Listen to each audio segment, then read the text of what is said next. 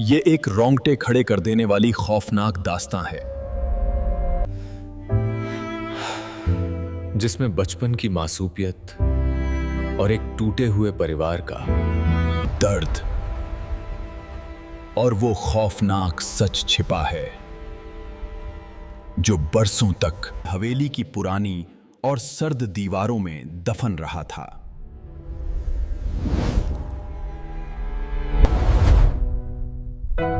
बचपन का डर अक्सर बड़ा होने पर धुंधला पड़ जाता है।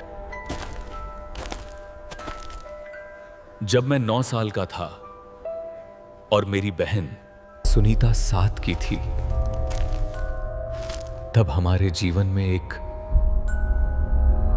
अंधेरे अध्याय की बहुत ही ज्यादा खौफनाक शुरुआत हुई थी वहां।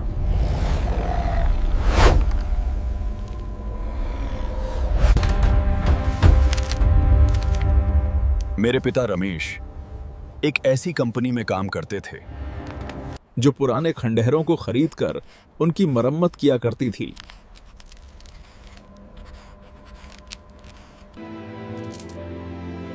हमारा परिवार उस समय भारी आर्थिक तंगी से जूझ रहा। इसलिए जब कंपनी ने शहर से मीलों दूर एक वीरान हवेली की मरम्मत का जिम्मा रमेश को सौंपा, तो वे हम सभी को भी अपने साथ वहां ले गए।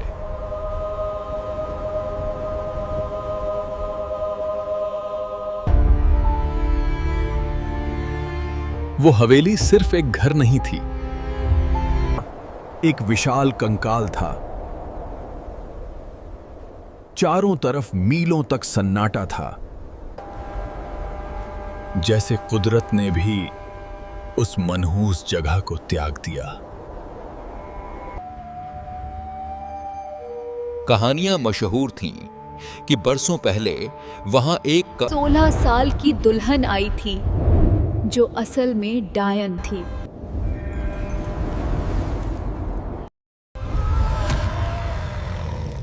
उसकी सनक ऐसी बढ़ी कि उसने अपने ही परिवार पर की बेरहमी से बलि चढ़ा दी। उसने अपनी नन्ही ननद की पलकें काट दी थीं और उसकी सास को जिंदा जला दिया था। जब ग्रामीणों ने उसे गुस्से में पकड़ा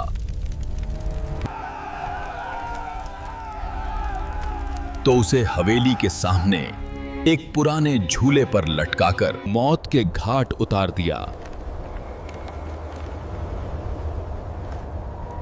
तब से जो भी वहां पे रहने आया वो उसी पुराने झूले पर मरा लटका मिला।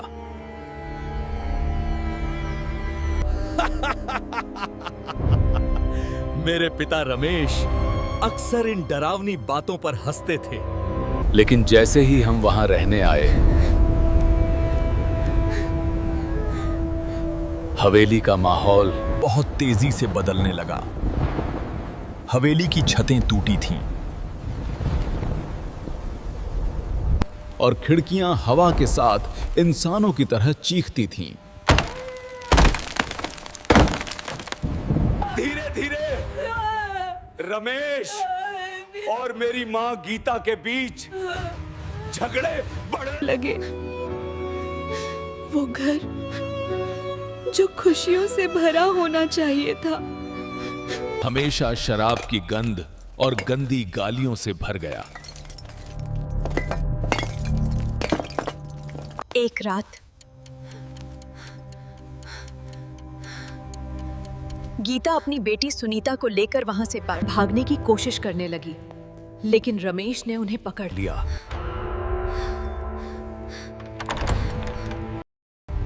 फिर एक सुबह सन्नाटा और ज्यादा गहरा हो गया। हम उठे तो देखा कि मां गायब थी। रमेश की आंखों में आंसू थे। उन्होंने कहा, गीता हमें छोड़कर चली गई। उस रात के बाद से हवेली में कुछ बदल गई। सुनीता और मैं रमेश के साथ सोने लगे। एक रात सुनीता ने मुझे जोर से झकझोर कर जगाया। राजू भैया सुनो! डर से कांपते हुए उसने मुझसे कहा। बगल के बंद कमरे की दीवार से किसी के नाखून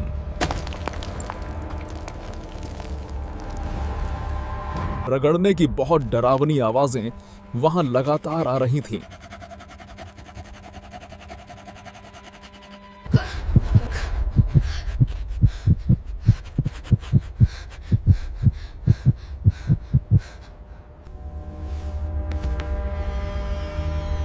मैं हिम्मत जुटाकर उस दीवार के पास कर गया और कान लगाया।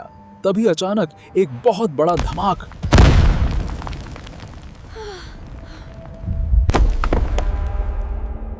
जैसे किसी ने दीवार के दूसरी तरफ भारी हथौड़ा मारा।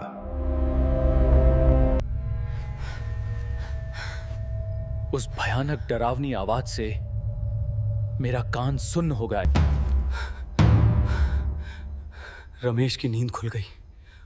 उनकी आंखों में डर था। उस रात के बाद हर रात 3 बार धमाका होता और फिर एक ईस्ट एशियन वुमेन के सिसकने की आवाज आती। अंततः एक रात रमेश का धैर्य पूरी तरह टूट गया।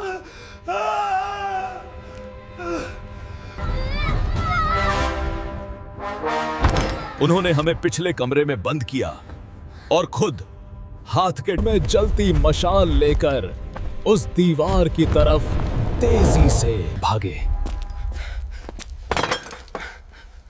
जब वे वापस आए, उनका चेहरा पीला पड़ चुका था।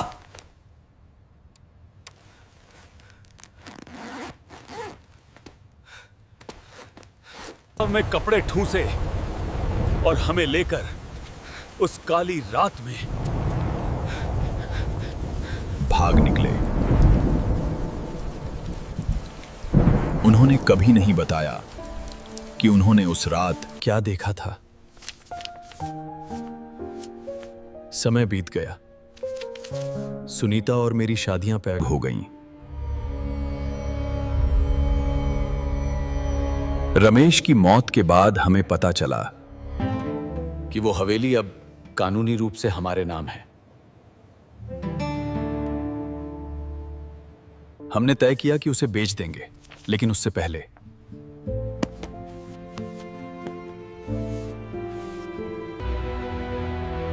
एक आखिरी बार वहां जाना जरूरी था। जब हम उस खंडहर में पहुंचे तो वहां सब कुछ बिल्कुल वैसा ही था। धूल में सनी हमारी पुरानी तस्वीरें, टूटे हुए खिलौने। मैं ऊपर की मंजिलों को देख रहा था कि तभी सुनीता की एक दिल दहलाने वाली भयानक चीख गूंजी। मैं दौड़कर नीचे आया। सुनीता पत्थर की मूरत बनी एक दीवार को घूर रही थी। वो वही पुरानी दीवार थी जिससे बरसों पहले आवाजें आती थीं। अब वहां एक बड़ा छेद हो चुका था। दीवार के भीतर एक लाश दफन थी, एक कंकाल। बरसों से बंद रहने के कारण वो बस सूख चुका था। लेकिन जो सच सबसे खौफनाक था वो उस कंकाल के हाथ की उंगली में तेज चमक रहा था। वह गीता की जानी पहचानी सोने की अंगूठी थी।